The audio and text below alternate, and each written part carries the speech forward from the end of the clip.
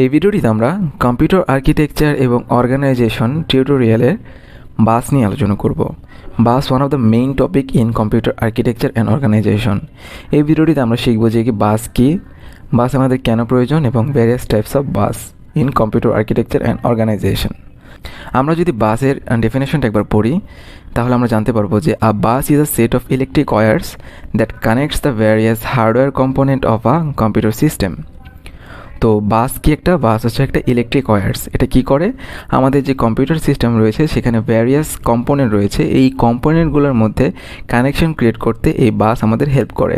এটা একটা কমিউনিকেশন পাথের মতো কাজ করে, যেই কমিউনিকেশন পাথ দিয়ে বেসিক্যালি ইলেকট্রিক্যাল ফর্মে ডেটা পাস হয় বা কন্ট্রোল সিগন্যাল অথবা কোনো একটা ডেটার অ্যাড্রেস পাস হয়ে থাকে।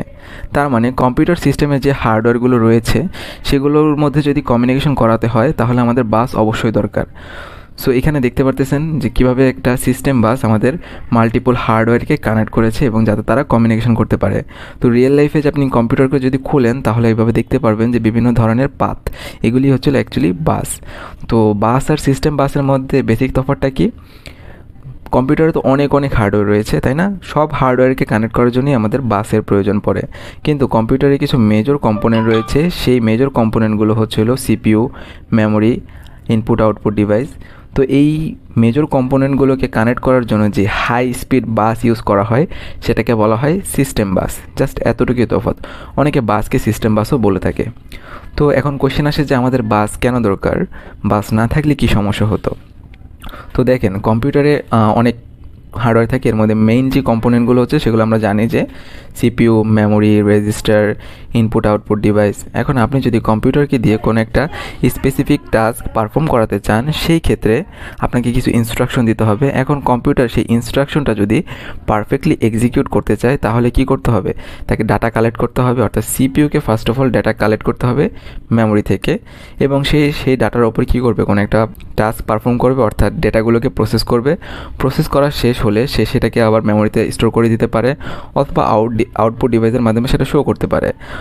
আর যদি প্রসেসিং করার সময় যদি এক্সট্রা কোনো ইনপুটের প্রয়োজন হয় যেটা ইনপুট ডিভাইসের মাধ্যমে নিতে হবে, সেটাও তাকে নিতে হয়। তো এই যে ডেটাগুলো যে সিপিইউতে যাবে এবং সিপিইউ থেকে আবার আউটপুট ডিভাইস অথবা সিপিইউ থেকে আবার ডিরেক্টলি মেমোরিতে জমা হবে অথবা ইনপুট ডিভাইস থেকে সিপিইউর কাছে ডেটা যাবে, এগুলো তো ডিরেক্টলি যাওয়া পসিবল না, তাই না? কোনো একটা মিডিয়ার থ্রু বা কোনো একটা পাথ হয়ে বা কমিউনিকেশন লিঙ্কের মাধ্যমে এগুলিকে কী হইতে হবে, সিপিইউর কাছে যেতে হবে অথবা সিপিইউ থেকে আসতে হবে। আর এই পার্টটাই প্রোভাইড করে আমাদের বেসিক্যালি বাস। তো বাস যদি না থাকতো, এই হাই স্পিড বাস যদি না থাকতো তাহলে কোনো একটা টাস্ক বা ইনস্ট্রাকশন কম্পিউটার সিস্টেম দ্বারা আমরা এক্সিকিউট করতে পারতাম না, ঠিক আছে? তো এই কারণে আমাদের বাস অবশ্যই দরকার কম্পিউটার যে হার্ডওয়্যারগুলো রয়েছে তাদের মধ্যে কমিউনিকেশন করার জন্য। ওকে, তো সিস্টেম বাসকে আমরা বেসিক্যালি তিনটা ভাগে ভাগ করতে পারি। একটা ছিল ডেটা বাস, একটা অ্যাড্রেস বাস আর একটা কন্ট্রোল বাস। তো আপকামিং ভিডিওতে আমরা জানবো যে কি ডেটা বাস কীভাবে কাজ করে, অ্যাড্রেস বাস কীভাবে কাজ করে, কন্ট্রোল বাস কেন ইউজ করা হয়। এছাড়াও ভ্যারিয়াস টাইপস অফ কোয়েশ্চেন যেগুলি আমাদেরকে এক্সামে চলে আসে সেগুলি সম্পর্কে আমি ডিটেলসে আলোচনা করব।